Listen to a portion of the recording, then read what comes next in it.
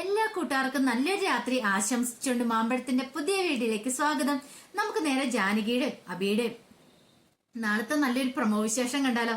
അങ്ങനെ നാളത്തെ പ്രമോ വിശേഷം നമ്മൾ കാണുന്ന നിരഞ്ജന ചില തീരുമാനങ്ങൾ എടുക്കുകയാണ്. ഇനി ഇതിങ്ങനെ മുന്നോട്ട് പോയിട്ട് കാര്യമില്ല.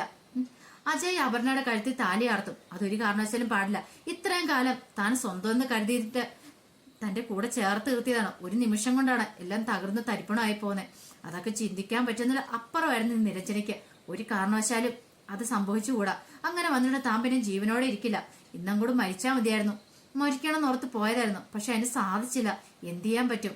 ഒരു പക്ഷേങ്കില് ദൈവം തനിക്കായിട്ടൊരു അവസരം കൂടെ തന്നതാണെങ്കിലോ അജയനെ സ്വന്തമാക്കാനായിട്ട്.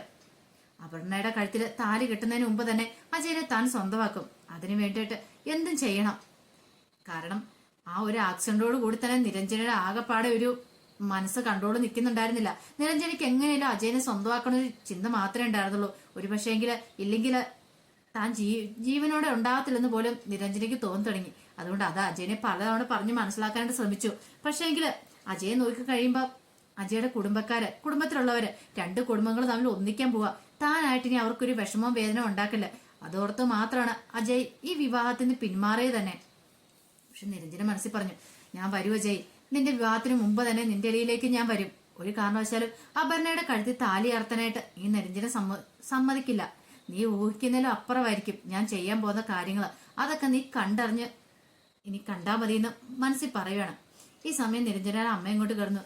എന്താ മോളെ, നീ എന്താ കിടന്നുറങ്ങണില്ലേ? നീ എന്താ ആലോചിച്ചോണ്ടിരിക്കണെന്ന് ചോദിക്കും. ഒന്നുമില്ലമ്മേ, കിടന്നുറങ്ങാൻ നോക്കാൻ പറയണം. എനിക്ക് ഉറക്കം വരുന്നില്ല, ഞാൻ ഉറക്കം വരുമ്പോ ഉറങ്ങിക്കോളാം എന്ന് പറയാം. മോളെ, നീ മെഡിസിൻ ഒക്കെ കഴിക്കുന്നതല്ലേ, ഇങ്ങനെ സ്ട്രെയിൻ ചെയ്തിരിക്കല്ലേ? ഡോക്ടർ പ്രത്യേകം പറഞ്ഞിരിക്കുന്ന കാര്യമല്ലേ? അമ്മയൊന്ന് പോകുന്നുണ്ടോ? മനുഷ്യൻ ആദ്യം വേണ്ടി സമാധാനമാ എന്ന് പറഞ്ഞുകൊണ്ട് അങ്ങനെ അവരെ അങ്ങോട്ട് പറഞ്ഞു വിടുവാണ്. പിന്നീട് അബിയുടെ അരിയിലേക്ക് സൂര്യനാരായണൻ വരുവാണ്. സൂര്യനാരായണൻ വന്നിട്ട് പറഞ്ഞു, അല്ല അബി, അജയുടെ കല്യാണമായിട്ടും അവന്റെ മുഖത്തൊരു സന്തോഷം കാണുന്നില്ല എന്ന് പറയണം. അതെന്താ വെച്ചാൽ അങ്ങനെ ചോദിച്ചാൽ, അല്ല സാധാരണഗതിയില് അവന് വേറെ പ്രണയോ കാര്യങ്ങളോ ഒന്നും ഇല്ലാന്ന് പറഞ്ഞു. അങ്ങനെയാണെങ്കിൽ പിന്നെ അവന് അപർണയുമായിട്ടുള്ള ബന്ധത്തിന് എന്താ ഒരു താല്പര്യക്കുറവ് പോലെ നിൽക്ക്. അതൊക്കെ അച്ഛന് വേറെ തോന്നുന്നു പറയണേ. അല്ലട മോനെ, തോന്നുന്നൊന്നും അല്ല. ഞാൻ കുറച്ചു ദിവസമായിട്ട് ശ്രദ്ധിക്കുന്നുണ്ട്. അവനൊരു താല്പര്യം ഇല്ലാത്ത പോലെ. നമുക്കൊക്കെ വേണ്ടിയിട്ട് അവൻ ആ പെൺകുട്ടിയുടെ കഴുത്തിൽ താലി ആർത്താൻ തുടങ്ങുന്ന പോലെ എനിക്ക് തോന്നണേന്ന് പറയും. അങ്ങനെയാണെങ്കിൽ അവനിത് പറയേണ്ടല്ലായിരുന്നോ? എടാ മോനെ, ഇനിയിപ്പോ അവന്റെ മനസ്സിൽ വേറെ ഏതെങ്കിലും പെൺകുട്ടി ഉണ്ടോ? നമുക്ക് വേണ്ടിയിട്ട് അവന് ഈ ത്യാഗം ചെയ്യുന്നതാണോന്ന് ചോദിക്കും. ഇല്ലച്ചാ, അങ്ങനെ എന്തെങ്കിലും ഉണ്ടെങ്കിൽ അവൻ തുറന്നു പറയണ്ടല്ലേ. നമ്മുടെ അജയ് അല്ലേ, നമ്മൾ പറഞ്ഞ അവൻ അനുസരിക്കില്ലെന്ന് ചോദിക്കും. എന്നാലും എനിക്കെന്തോ ഒരു വിഷമം പോലെ. കല്യാണത്തിന് മുമ്പാണ് നമുക്ക് എന്തെങ്കിലും ചെയ്യാൻ പറ്റും. കല്യാണത്തിന് ശേഷമാണെങ്കിൽ നമുക്ക് പിന്നെ ഒന്നും ചെയ്യാൻ പറ്റില്ല. അറിയാലോ ആ തമ്പിയുടെ സ്വഭാവം. ഇപ്പൊ നമ്മളോടൊപ്പം നിന്നെന്ന് ഓർത്തിട്ട് അവളുടെ അയാളുടെ പെൺകുട്ടിക്ക് എന്തെങ്കിലും സംഭവിച്ചിട്ടുണ്ടെങ്കിൽ അവൻ വെറുതെ ഇരിക്കത്തില്ല.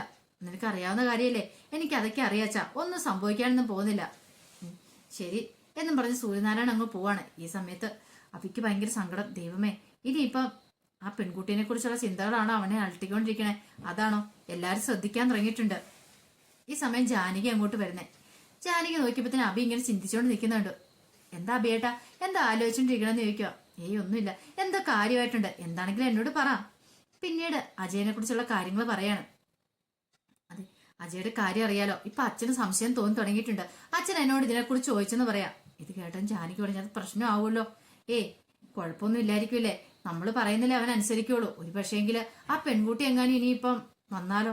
അതൊക്കെ ഓർക്കുമ്പോ എനിക്ക് നല്ല ടെൻഷനാണെന്ന് പറയാം. കല്യാണ പന്തലിലേക്ക് അങ്ങനെ അവള് കടന്നു വന്നിട്ടുണ്ടെങ്കിൽ അതോടുകൂടി നമ്മൾ ഇത്രയും കാലം കൊണ്ടുവരുന്ന സ്വപ്നങ്ങളെല്ലാം ഒരു നിമിഷം കൊണ്ട് തകർന്നടിഞ്ഞു പോകുന്ന പറയാം. അതോർത്ത അഭിയേട്ടൻ പേടിക്കണ്ട. ആ കുട്ടി അങ്ങനെയൊന്നും വരാനൊന്നും പോകുന്നില്ല. അജയ് പറഞ്ഞിടത്തോളം അവളൊരു നല്ല കുട്ടിയാണ്. അതുകൊണ്ട് അവൾ അജയുടെ നല്ലൊരു ജീവിതം അതിന് വേണ്ടിയിട്ട് അവൾ മാറിക്കൊടുക്കുമെന്ന് പറയാം. എന്നാലും ഒന്നും പറയാൻ പറ്റില്ല ജാനകി. ഇപ്പോഴത്തെ കാലമല്ലേ, അതൊന്നും പറയാൻ പറ്റില്ല നമുക്ക്. ആ പെൺകുട്ടിയുടെ മനസ്സെന്താന്നും അറിയാൻ പറ്റില്ല. ഒരു കാര്യം ചെയ്യാം, നിങ്ങൾ സൂക്ഷിക്കാൻ നല്ലതാ. അജയോട് ഇതിനെക്കുറിച്ച് സൂചിപ്പിച്ചാരേ. അവന്റെ ഈ മൂഡ് ഓഫ് അതെല്ലാരും ശ്രദ്ധിക്കുന്നുണ്ടെന്ന്. ഒരുപക്ഷെ നമ്മൾ മാത്രമല്ല, ഇനിയിപ്പൊ അപർണയൊക്കെ വന്നിട്ടുണ്ടെങ്കിലോ, അപർണയും വീട്ടുകാർ ശ്രദ്ധിച്ചിട്ടുണ്ടെങ്കിൽ പിന്നെ അത് നമ്മൾ ഉദ്ദേശിക്കുന്നിടത്തൊന്നും കാര്യങ്ങൾ നിൽക്കില്ല എന്ന് പറയാം. ഇത് കേട്ടപ്പോ ജാനകി പറഞ്ഞു, ശരിയാ, ഞാൻ അജയോട് പോയി സംസാരിക്കാന്നൊക്കെ പറയുന്നുണ്ട്. പിന്നീട് ഹാളി ശരണ്യയും അമൃതയെ മുത്തശ്ശേല സംസാരിച്ചുകൊണ്ടിരിക്കുവായിരുന്നു. അപ്പൊ ശരണ്യ പറഞ്ഞു, അതെ ഞാനേ അജയേട്ടന്റെ മുറിയിലേക്ക് ഒന്ന് ചെല്ലട്ടെ എന്ന് പറയണേ. എനിക്ക് 1-2 ബുക്സ് എടുക്കാണ്ടെന്ന് പറഞ്ഞിട്ട് അങ്ങോട്ട് പോവാണ്. അങ്ങനെ ചെന്ന് കഴിയുമ്പോഴത്തേനും അജയനെ മുറി കണ്ടില്ല. നോക്കിയപ്പോ അജയ് എന്ത് ചെയ്ത് നോക്കി കഴിഞ്ഞപ്പോ അജയ് ബാത്റൂമിലേക്ക് അങ്ങോട്ട് പോയേക്കുക. ഈ സമയത്ത് ബുക്സ് നോക്കിക്കൊണ്ട് നേരെ ആ കബോർഡ് അങ്ങോട്ട് തുറക്കുവാണ്. കബോർഡ് തുറന്നിട്ട് ഇങ്ങനെ ഒരു ബുക്സ് ഒക്കെ എടുത്തിട്ട് പിന്നെ അതങ്ങോട്ട് എടുത്ത് വെക്കുന്ന സമയത്താണ് ആ കാഴ്ച കാണുന്നത്. കാരണം നിലത്തൊരു ഫോട്ടോ കിടക്കുന്നത് കണ്ടു.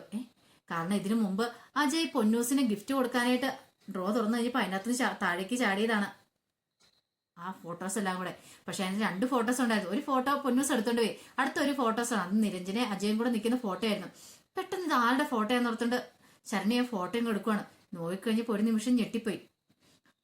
അജയുടെ കൂടെ വേറൊരു പെൺകുട്ടി. ഇതെങ്ങനെ ഒന്നും അങ്ങോട്ട് മനസ്സിലായില്ല. എന്തോ കാര്യമായിട്ടുണ്ട്. ഒരു പക്ഷേങ്കില് ഇവര് തമ്മിൽ വല്ല സ്നേഹത്തിലാണോ? അങ്ങനെ ടെൻഷനായിപ്പോയി. ഈ സമയത്താണ് അജയ് അങ്ങോട്ട് ഇറങ്ങി വരുന്നത്. അജയ് വന്നു ഇരുന്ന് കഴിഞ്ഞപ്പോ തന്നെ നേരെ ശരണ്യ ഫോട്ടോ ആയിട്ട് അങ്ങോട്ട് ചെല്ലുവാണ്. എന്നിട്ട് ആ ഫോട്ടോ അജയുടെ മുന്നിലേക്ക് ഇട്ട് കൊടുത്തിട്ട് വന്നു. ഇത് ആരാന്ന് ചോദിക്കുവാണ്. ഇത് കേട്ട് ഒരു ഞെട്ടലോട് കൂടിയിട്ട് അജയ് നോക്കുവാണ്. അജയ് ഫോട്ടോ എടുത്തു. നോക്കിക്കഴിഞ്ഞപ്പോ തന്റെ നിരഞ്ജനയുടെ ഫോട്ടോ. ഇതെങ്ങനെ ഇവൾക്ക് കിട്ടി? അതെ, ഇത് നിലത്ത് കിടന്ന് കിട്ടിയതാന്ന് പറയാണ്. ഇത് കേട്ടോ അജയ് ഓർത്തു, താൻ ആ കബോർഡിനകത്ത് വെച്ചാണ്. ഒരു പക്ഷേങ്കിൽ അത് എങ്ങനെയോ താഴെ ചാടിയിട്ടുണ്ട്. അതാണ് ഇവൾക്ക് കിട്ടിയിരിക്കുന്നത്. ആരാ അജയേട്ടാ? സത്യം പറഞ്ഞത് ആരാന്ന് ചോദിക്കുക. ഇത് കേട്ടും അജയ്ക്ക് പെട്ടെന്ന് മിണ്ടാട്ടം മുട്ടിപ്പോയി. അമൃതയ്ക്കല്ല, ശരണ്യക്ക് മനസ്സിലായി എന്തോ കാര്യമുണ്ട്, എന്തോ ഒരു പ്രശ്നമുണ്ട്. ഒരു കാര്യം ഉറപ്പാ, ഇവര് തമ്മിൽ എന്തോ ഒരു റിലേഷൻ ഉണ്ട്. അതുകൊണ്ടാണ് അവളുടെ നിപ്പ് കണ്ടാൽ തന്നെ അറിയാം ഇവര് തമ്മിൽ ഇഷ്ടത്തിലാന്ന് തോന്നിയെന്ന്. പെട്ടെന്ന് അജയ് പറഞ്ഞതേ, ഈ ഫോട്ടോയുടെ കാര്യം നീ ഇവിടെ ആരോടും പറയേണ്ടെന്ന് പറയണം. ഇത് കേട്ടതും അവള് പറഞ്ഞു, അതെന്തിനാ പറയണ്ടെന്ന് പറഞ്ഞ? സത്യം പറയാം, എന്നോടെങ്കിലും സത്യങ്ങളെല്ലാം തുറന്നു പറ, ആരാന്ന് പറയണം. ഇത് കേട്ടതും പറയണോ വേണ്ടയോ എന്നറിയാതെ അജയ് ഒരു നിമിഷം നിൽക്കണം. അപ്പൊ അതിന്റെ വിശേഷങ്ങളൊക്കെ കാണാൻ പോകുന്നത്. ഇനി ഈ കാര്യങ്ങളൊക്കെ ഇനി ജാനകി അറിയും. ആ ഫോട്ടോയ്ക്കകത്തുള്ള നിരഞ്ജനെയാണ് ഈ പെൺകുട്ടി തന്നെയാണ് താൻ ടെക്സ്റ്റൈൽ ഷോപ്പിൽ വെച്ച് കണ്ടേന്നൊക്കെ ഉള്ളത്. അപ്പൊ അതിന്റെ വിശേഷങ്ങളൊക്കെ അറിഞ്ഞു കഴിയുമ്പോഴത്തേനും ആകെപ്പാട് ടെൻഷനാവും അബിക്കും ജാനകിക്കും ഒക്കെ. അപ്പൊ ആ വിശേഷങ്ങളൊക്കെയാണ് നമ്മളിനി അറിയാൻ പോകുന്നത്. അതിനായിട്ട് നമുക്ക് എല്ലാവർക്കും കാത്തിരിക്കാം കേട്ടോ. ഒരിക്കൽ കൂടി എല്ലാവർക്കും നല്ലൊരു രാത്രി ആശംസിച്ചുകൊണ്ട് നിർത്തുന്നു. നന്ദി.